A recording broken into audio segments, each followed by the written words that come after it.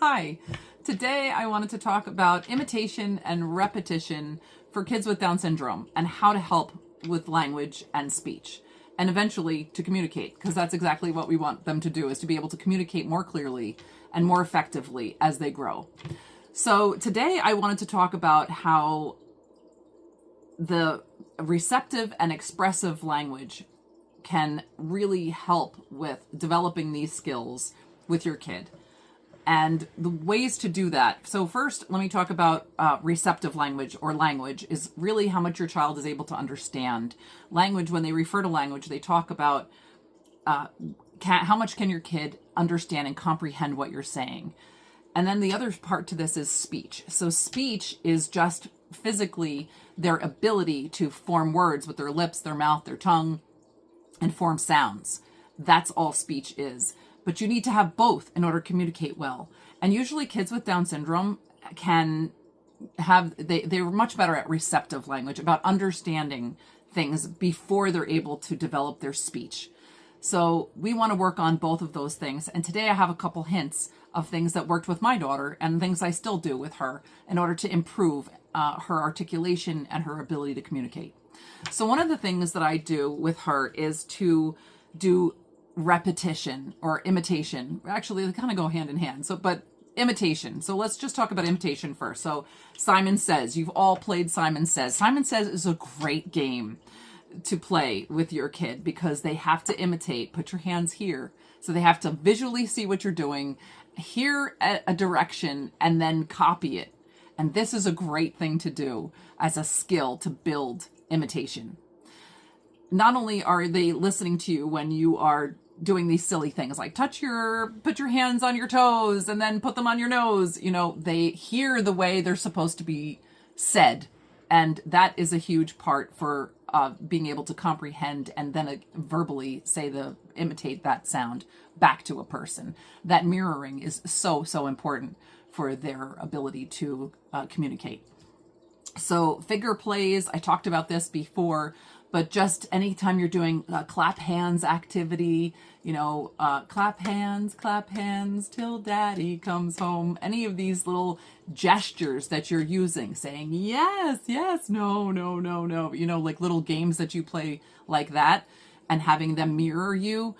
This also really helps with their ability to develop receptive and expressive language. Playing games like rolling a ball back to mama, back to dad, or back to brother or sister. Those are really important. We like to play blink, and you have to follow directions. What are we looking for now? Those are all things. And then the words you're using, if you slow it down and you make sure that your speech is really specific and exaggerated, that will help also. Some other things we like to do is blowing bubbles in the mirror, or blowing bubbles even outside, but in the mirror they can see how they have to form their mouth in order to blow the bubble. Blowing kisses, and then making faces in the mirror. That's a really great thing to do too, and then they can see. One of the things that my daughter struggles with saying the word the. So when I say to her, stick your tongue out, the, and say the sound, sometimes she thinks she's sticking her tongue out. And then it's not until I show her in a mirror what she's doing that she sees, and then she sees that her tongue's not out like mine. So we're looking at a mirror together, and then she can see she needs to stick her tongue out. So that mirror use is also a great tool to use too. The other thing, in order to help with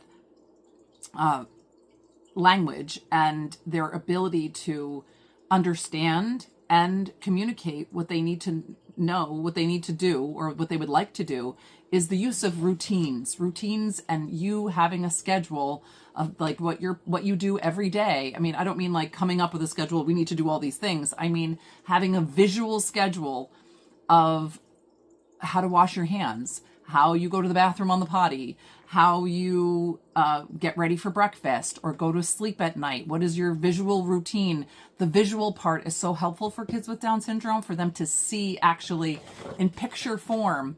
Oh, this is how we get dressed. First, we pull on our underpants, then our t-shirt, then our socks and our pants, okay? And I hang these up. I have this up in the bathroom, and here's getting ready to go to the bathroom. What do we do first when we go to the bathroom? And so even kids who can't read, the visual routine, the little visual aid helps them so much with being able to understand what comes next. And this builds on their confidence and in turn makes them feel successful. And then they can start saying, I know what comes next. I'm supposed to pull on my socks. And you're like, yay, that's right. And I'll try to put some videos at the end of some things that I do with my daughter, Katie. So the other thing I like to do is in the bathroom, I had to take this down because some of our schedules have changed recently, just different days of the week we do different things. So I put on the day we go to speech. And so she knows, oh, Tuesdays we have speech, you know, Thursdays we have physical therapy, or Saturdays we go swimming. And it's nice to have that up there for them to, for your kid to be able to see what happens each day of the week. Plus you're also singing the days of the week and having them remember that just really quickly, even while you're in the bathroom. All right. So the next thing I wanted to talk to you about is, when you, was my, I forgot, sorry, was these recorders. Originally, I talked about them as a way to have my daughter do something independent, which is really amazing. It gives me a couple minutes to be able to do something with my other children because I'm homeschooling, or, like get dinner together, or, just to do something else quickly, but she's doing something safe and educational without my help. So these are recorders. If you haven't seen them, they're, I can write the link down of what I do, but basically all they are is a way for you to record either a message from somebody in your family, or I like to use books. And this goes back to what I was talking about today with imitation and repetition. So I love to read to my daughter, and it's such a huge skill to be able to be read to and hear the words said correctly. But I can't read to her constantly. And anybody who has a kid with Down syndrome knows, once they get on a jag of listening to a song or a cartoon or a movie, they can listen to it a billion times. And sometimes you don't want them to hear whatever that song was a billion times, because they will start repeating it, right? They're little, they like to mirror activity and mirror behavior. This has been such an amazing tool for my daughter since I started using these. And I want to say I started in like October using these. I would read a story. So I'm just gonna, I don't know which one this is, but, okay, so I put music. Daddy by Philippe. All right, so I put music on in the background and I narrate the story, and then I put little, I'll turn it off now. I put little sounds that go along. So like if there's a cow, I have like a moo sound recorded in it. And I can do another video about how I put these together if you're interested. And I can show you what I do. But she is so engaged when she's listening to these. And she has the hard copy book in front of her, which is awesome. She can follow along with some of the words, but mostly it's the pictures. But she's got my voice, or somebody in our family. I had my husband leave her messages because when he's at work, Hello, Katie. And he likes How her. are you doing? He leaves her a little message and she loves it. And she answers it like she's on the phone with him. She'll be like, oh, hi, Dada. Oh, thanks. Yeah, and I'm going to go outside. It's really cute. But it helps with language development. It helps with communication because she's listening to it a bazillion times. And I can't even tell you how much this has improved her vocabulary, her ability to come up with words and talk to us. And I can start understanding her better because she's not only heard me read that story once, she's heard me read it 50 million times. And I can't read to her all day long. Like there's times when we go to therapy or we're going somewhere and she takes one of these with her and a bunch of books. There's 12 books on 12 little recordings. You don't have to do all books.